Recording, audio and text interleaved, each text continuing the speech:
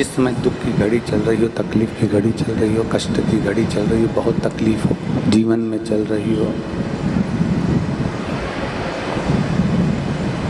बहुत तकलीफ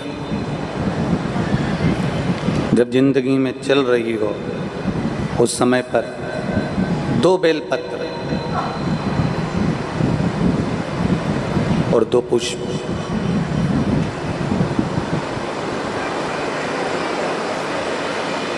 दो बेलपत्र और 2 पुष्प, एक पुष्प लाल लेना है, एक पुष्प लाल लेना है और एक पुष्प श्वेत लेना है।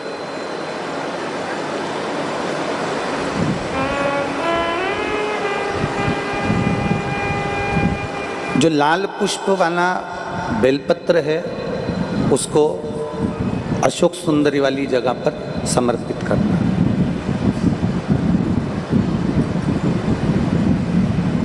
और श्वेत पुष्प वाला जो बेलपत्र है, सफेद पुष्प वाला जो बेलपत्र है, उसको भगवान शंकर का जो शिवलिंग है, भगवान शिव का जो शिवलिंग है उस पर समर्पित करना।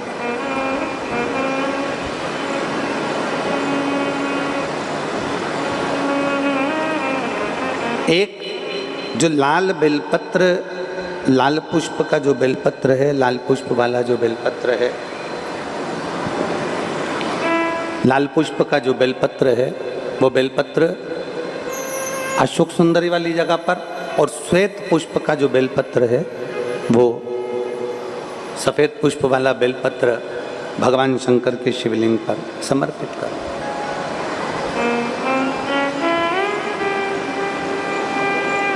अपने दिल की कामना अपने मन से बाबा से प्रार्थना करो,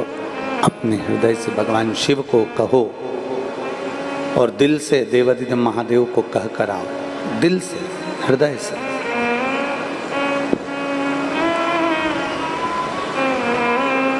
जब दिल से बाबा देवादिदेव महादेव से कहोगे, हृदय से भगवान शंकर से प्रार्थना करोगे, तो देवादिदेव महादेव सुनेंगे जरूर। शिव महापुराण की कथा कहती है कि विषम परिस्थिति में, तकलीफ की घड़ी में, विषम परिस्थिति में, तकलीफ की घड़ी में, कष्ट की घड़ी में, विषम परिस्थिति में प्रयास करो कि हम शंकर और पार्वती, शिव और पार्वती को पुकारें। विषम परिस्थिति हम भगवान शंकर और पार्वती जी का स्मरण करें। विषम परिस्थिति में हम देवादिदेव महादेव और माता पार्वती का स्मरण करें। कई लोग कहते हैं कि गुरुजी हम शिव जी को जल चढ़ाते हैं और देवादिदेव महादेव को जल चढ़ाते हैं, तो क्या पार्वती जी को भी जल चढ़ाने जाना पड़ेगा? पार्वती जी को भी जल चढ़ाने के लिए जाना है। शिव महापुराण की कथा कहती है, आप अगर हृदय रखकर जड़ ध्यान देंगे, जैसे ये शिवलिंग है, ये जलाधारी है, और अगर आप हृदय रखकर,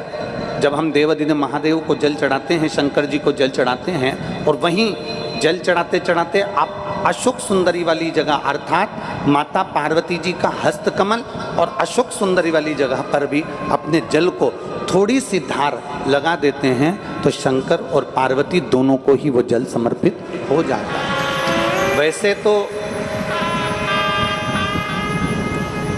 शिव महापुराण की कथा ये कहती है कि केवल एक देवादिदेव महादेव को जल चढ़ा देने से,